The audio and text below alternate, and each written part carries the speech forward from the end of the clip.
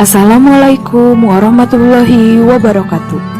Kami dari kelompok 4 akan mempresentasikan tentang golongan dan identifikasi unsur mata kuliah praktikum kimia dasar 1 dengan dosen pengampu yaitu Ibu Dr. Intan Lestari SSI MSI, Ibu Dr. Mandiawati Latif SP MSI, dan Ibu Herianti ST MSc ME dengan asisten laboratorium yaitu Bang Muhammad Irha Solihin SSI.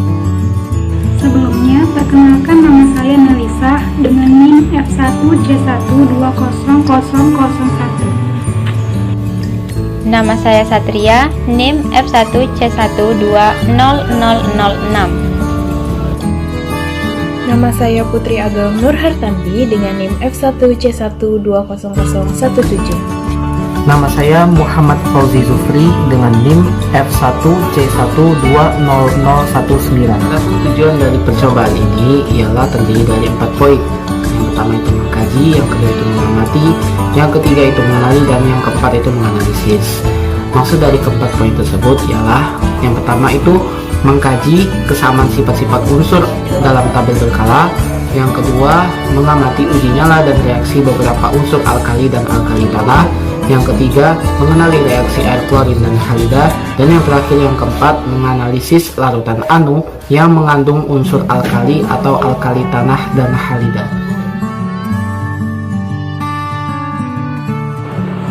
1. Tuliskan unsur-unsur yang termasuk golongan 1A, alkali, dan golongan 2A, alkali tanah. Unsur-unsur dalam golongan 1A dikenal juga sebagai logam alkali. Disebut logam alkali karena pada unsur-unsur yang terdapat pada golongan 1A, oksidannya mudah larut dalam air dan menghasilkan larutan yang bersifat basa atau alkalis. Unsur-unsurnya terdiri dari hidrogen, litium, natrium, kalium, rubidium, cesium, dan fransium. Unsur-unsur golongan 2A yang dikenal juga sebagai logam alkali tanah. Disebut golongan alkali tanah karena unsur-unsur pada golongan 2A bersifat basa dan banyak ditemukan dalam mineral tanah. Unsur-unsurnya terdiri dari berilium, magnesium, kalsium, strontium, barium, dan radium. 2. Selesaikanlah persamaan reaksi berikut. Penyelesaian persamaan reaksi dapat dilihat pada tabel di atas.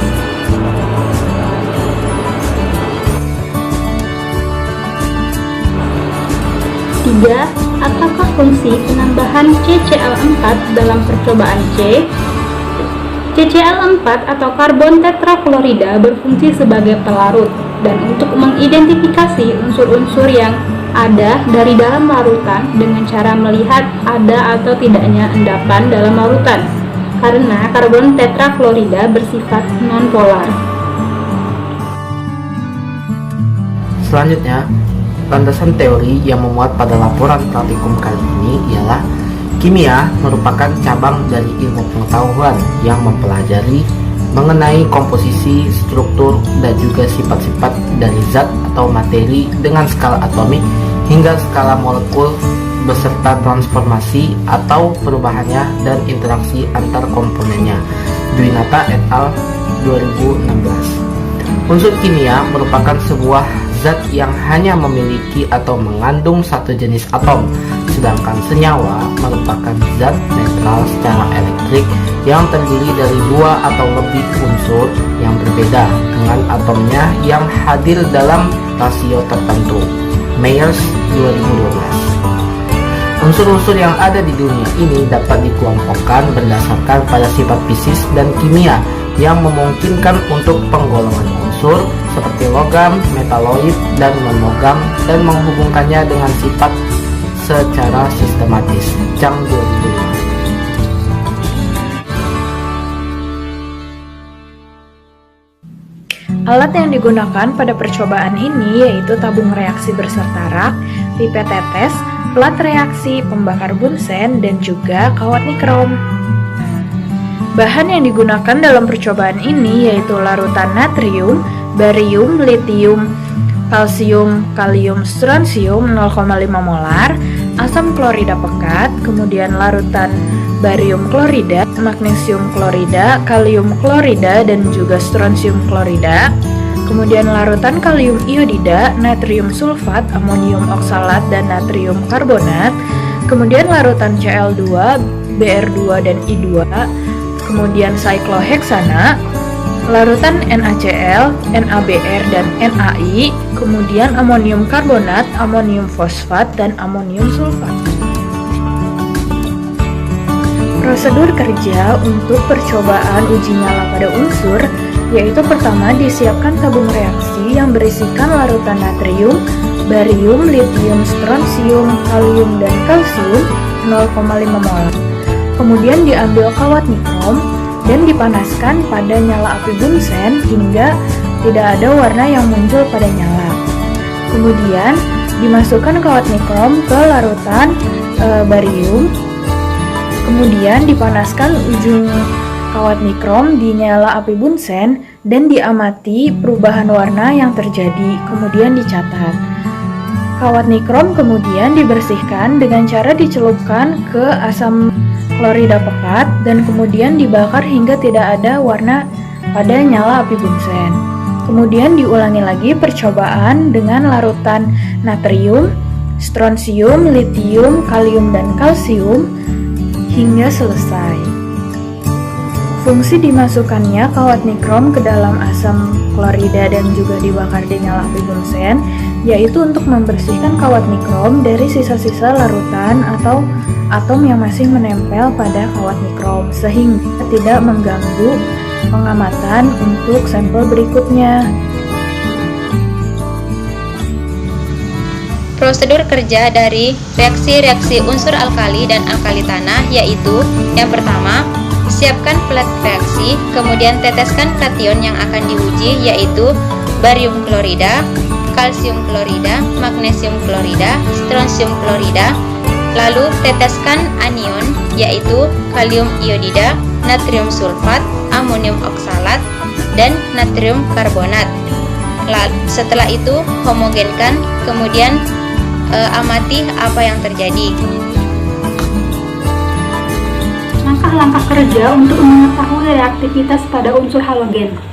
Yang pertama, menyiapkan 3 buah tabung reaksi. Kemudian, masing-masing tabung reaksi tersebut diisi dengan 1 ml larutan Cl2, 1 ml larutan Br2, dan 1 ml larutan I2. Setelah itu ditambahkan larutan sikloheksana. Pada larutan Cl2 ditambahkan larutan natrium bromida dan natrium iodida. Pada larutan Br2 ditambah larutan natrium klorida dan natrium iodida. Dan pada larutan I2 ditambahkan larutan natrium klorida dan natrium bromida. Selanjutnya, ketiga tabung reaksi digoyangkan hingga larutan di dalamnya tercampur. Kemudian diamati reaksi yang terjadi di masing-masing larutan dan dicatat data yang didapat.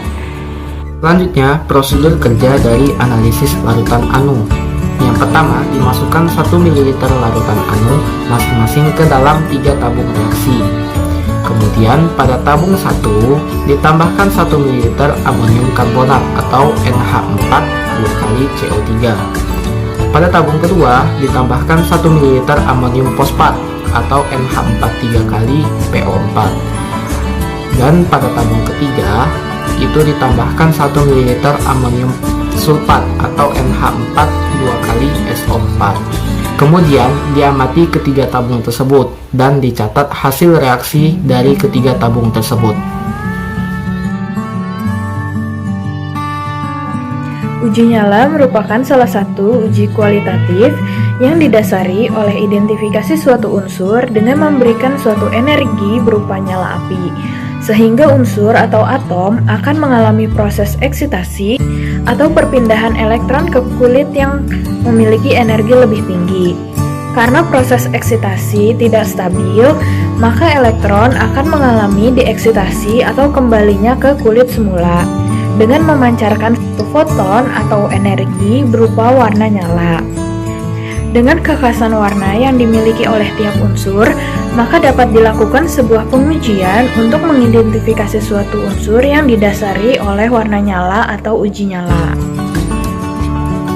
Pada uji nyala, kita dapat menggunakan kawat nikrom atau dapat pula kita gunakan kawat platina. Hal Hal ini dilakukan agar pada saat dipanaskan, media yang kita gunakan tidak memberikan pancaran warna sehingga hasil pengamatan merupakan warna khas dari unsur yang kita identifikasi. Pada saat proses uji nyala, pemanasan dilakukan dengan menggunakan api yang berwarna biru yang biasa didapat dari pembakar bunsen. Sebelum dan setelah melakukan uji nyala, maka kawat nikrom perlu dibersihkan dengan menggunakan asam dan pembakaran yang dimaksudkan untuk mensterilkan kawat nikrom dari kontaminasi. Hasil yang didapat dari percobaan uji nyala unsur ini yaitu warna merah muda untuk litium, warna jingga kekuningan untuk natrium, warna ungu muda atau lembayung untuk kalium, warna jingga kemerahan untuk kalsium, warna jingga merah muda untuk strontium, dan warna hijau kekuningan untuk barium.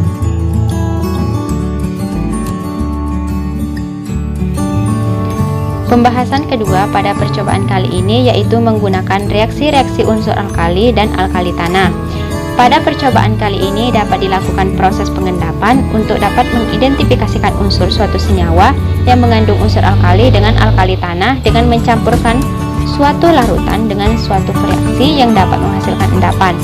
Nah, dalam percobaan ini yaitu menggunakan beberapa unsur alkali tanah yaitu seperti magnesium, kalsium, strontium, dan barium. Nah, unsur-unsur tersebut akan direaksikan dengan kalium iodida KiO3, natrium sulfat Na2SO4, amonium oksalat NH42 kali C2O4, dan natrium karbonat Na2CO3. Reaksi-reaksi tersebut memiliki peran sebagai pengendap atau pembuat endapan pada larutan alkali dan larutan alkali tanah. Alkali tanah ini biasanya yaitu memiliki sifat yang sukar larut dibandingkan dengan alkali, sehingga lebih berpotensi menghasilkan endapan. Dari pengamatan pada video yang diberikan, maka dapat dilihat bahwa dari keempat percobaan, magnesium merupakan unsur yang paling mudah untuk larut dan dapat menghasilkan endapan. Tetapi tidak berlaku pada reaksi pengendapan Na2CO3. Sedangkan unsur yang sukar larut adalah barium, yang dikarenakan pada saat di keempat percobaan dilakukan, barium menghasilkan endapan pada keempat reaksi pengendap yang digunakan. Dalam percobaan ini pula, kita dapat mengambil kesimpulan bahwa garam adalah penyebab dari suatu unsur dapat menghasilkan endapan. Kation yang menghasilkan paling sedikit endapan adalah yang garamnya paling larut, dan pada praktikum ini kelarutan dari terbesar ke terkecil adalah Mg besar dari Ca, besar dari Sr, dan besar dari Ba. Apabila pada tabel periodik, maka dalam satu golongan dari atas ke bawah maka akan semakin rendah kelarutannya. Dilihat pula dari sifat atomnya, maka hal ini terkait dengan ukuran partikel atom atau jari-jari atom, yang mana semakin ke bawah semakin besar dengan urutan Be kecil dari Mg, kecil dari Ca, kecil dari Sr, kecil dari Ba, dan kecil dari Ra. Karena semakin besar ukuran atomnya, maka akan semakin sulit untuk larut atau terhidrasi, sehingga cenderung tidak larut dan membentuk endapan. Di lain sisi, terdapat pula faktor pendorong agar garam larut dalam air, yaitu dengan molekul air hidrasi atau hidrat yang mengelilingi pada ion-ion tersebut. Nah, untuk hasil reaksi disertakan di tabel hasil pengamatan dapat dilihat pada slide PowerPoint berikut. Nah, untuk selanjutnya yaitu reaksi yang kita dapatkan pada video yang diberikan pada percobaan kali ini, yaitu ada MgCl2 ditambah KiO3 yaitu tidak menghasilkan endapan, CaCl2 ditambah KiO3 juga tidak menghasilkan endapan, SrCl2 ditambah KiO3 tidak menghasilkan endapan. Sedangkan pada BaCl2 ditambah KiO3 yaitu menghasilkan endapan, yaitu BaO3 2 kali ditambah 2 KCl. untuk reaksi yang kedua, yaitu MgCl2 ditambah Na2SO4 itu tidak menghasilkan endapan. CaCl2 ditambah Na2SO4 juga tidak menghasilkan endapan. SrCl2 ditambah Na2SO4 yaitu menghasilkan endapan menjadi SrSO4 ditambah 2NaCl. BaCl2 ditambah Na2SO4 juga menghasilkan endapan, yaitu BaSO4 ditambah 2NaCl. MgCl2 ditambah NH42 kali C2O2 yaitu tidak menghasilkan endapan. CaCl2 ditambah NH42 kali C2O4 menghasilkan endapan, yaitu CaC2O4 ditambah 2NH4Cl.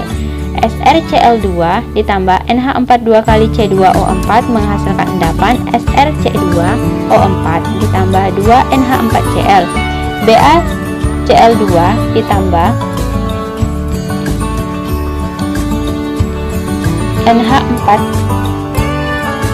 ditambah Na2CO3 menghasilkan endapan, yaitu MgCO3 ditambah 2NaCl.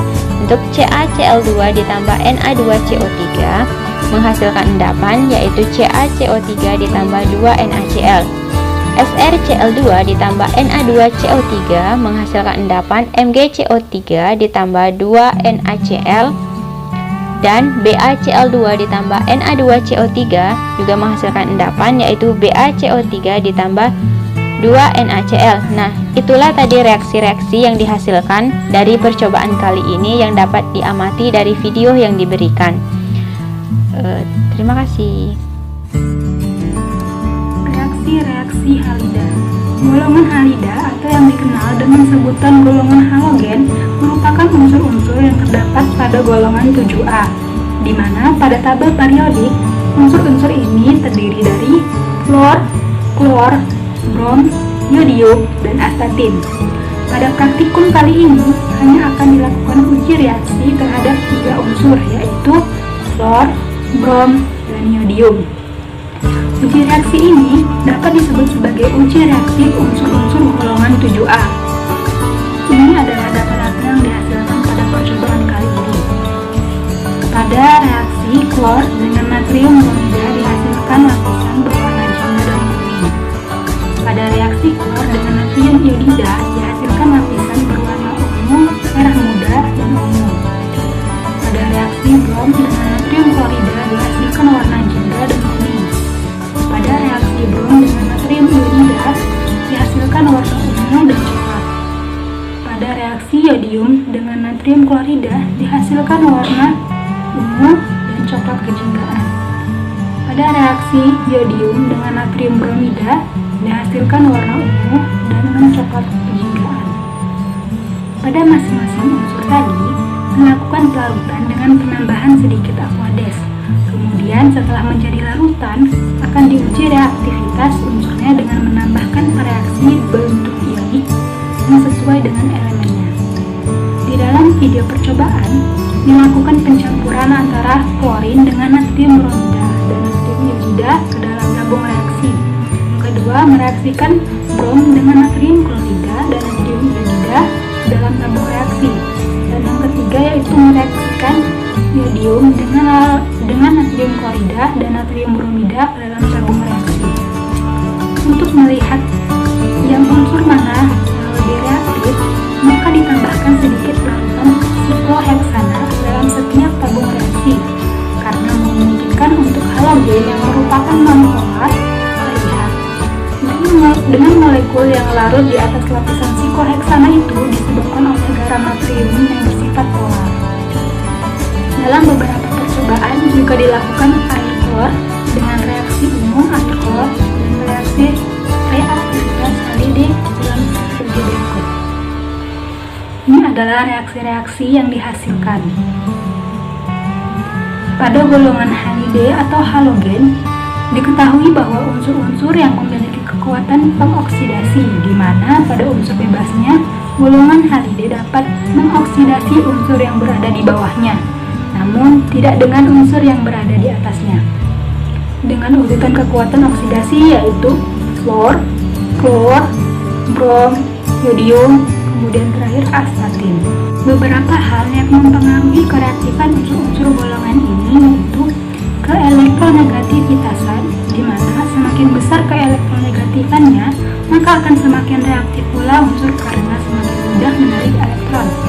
Ikatan halogen, di mana semakin kecil energi dari ikatan halogen, maka semakin mudah diputuskan ikatan tersebut sehingga makin reaktif pula unsur-unsur halogennya.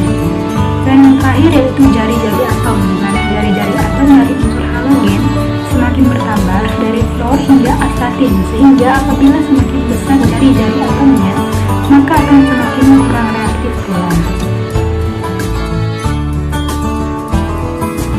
Pada pembahasan berikutnya yaitu analisis larutan anu. Analisis larutan anu dilakukan agar dapat mengetahui apa yang terkandung di dalam suatu larutan yang tidak diketahui komposisinya. Dari data berikut yang sudah disediakan pada tabel, untuk uji endapan larutan anu X ketika ditambahkan amonium karbonat atau NH4 2 kali CO3, hasilnya tidak terbentuk endapan. Dan ketika larutan anu X ditambahkan amonium fosfat atau NH4 3 kali PO4, hasilnya juga tidak terbentuk endapan. Dan yang terakhir, pada percobaan uji endapan ini, larutan anu X ditambahkan amonium sulfat atau NH4 2 kali SO4, hasilnya juga tidak ditemukannya endapan. Pada reaksi-reaksi ini diketahui bahwa anion karbonat sangat mudah mengendapkan unsur-unsur golongan alkali tanah atau golongan 2A, sehingga dengan tidak terbentuknya endapan maka akan didapatkan kesimpulan bahwa kation yang ada dalam larutan anu adalah unsur golongan 1A. Kemudian untuk pembuktian lebih detail lagi, dilakukan percobaan uji nyala dan didapatkan hasil yaitu warna nyala keunguan, di mana warna nyala keunguan dapat ditemukan pada unsur kalium. Pengujian yang terakhir yaitu dengan pengujian reaktivitas halida dengan menambahkan heksana atau C6H14 dan air klor Cl2. Hasil yang didapatkan yaitu terbentuknya lapisan berwarna ungu pada lapisan heksana. Pada uji reaktivitas yang telah dilakukan sebelumnya, didapat hasil bahwa anion yang membentuk lapisan berwarna ungu adalah unsur iodin atau yodium, sehingga dapat diidentifikasi bahwa anion yang terdapat dalam larutan anu adalah iodin atau yodium. Dari data yang diperoleh dapat disimpulkan bahwa senyawa yang terdapat pada larutan anu adalah kalium iodida atau Ki.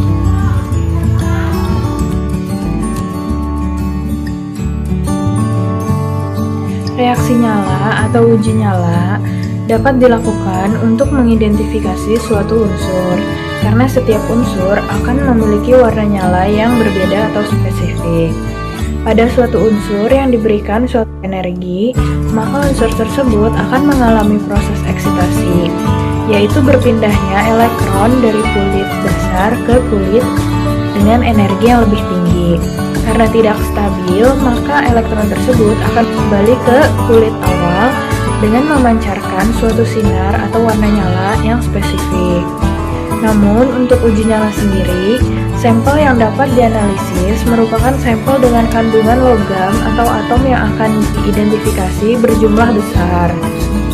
Sehingga, untuk mengidentifikasi suatu unsur dengan pasti, maka diperlukan parameter lain dalam pengerjaannya, seperti uji reaksi pengendapan, uji reaksi halida, maupun uji-uji lain agar dapat hasil yang lebih akurat. Air klorin yang direaksikan dengan natrium klorida, natrium bromida, dan natrium iodida akan memberikan hasil yang berbeda karena setiap unsur pada golongan halogen memiliki tingkat pengoksidasian yang berbeda pula.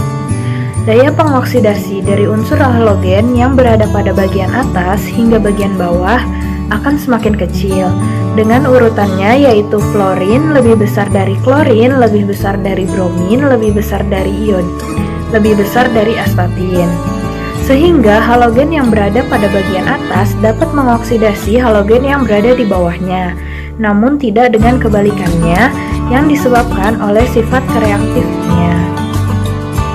Unsur pada golongan 1A atau golongan alkali akan memberikan hasil yang berbeda dengan unsur golongan 2A atau golongan alkali tanah pada percobaan B1, B2, dan B3. Hal ini dikarenakan unsur pada golongan 1A akan lebih reaktif daripada unsur pada golongan 2A. Oleh karena itu, pada percobaan unsur golongan 2A, unsur akan memiliki kelarutan yang lebih rendah daripada unsur golongan 1A, sehingga unsur-unsur pada golongan 2A akan lebih mudah mengendap. Adapun kesimpulan dan saran dari percobaan kali ini yaitu adalah sebagai berikut. Yang pertama yaitu ada kesimpulan.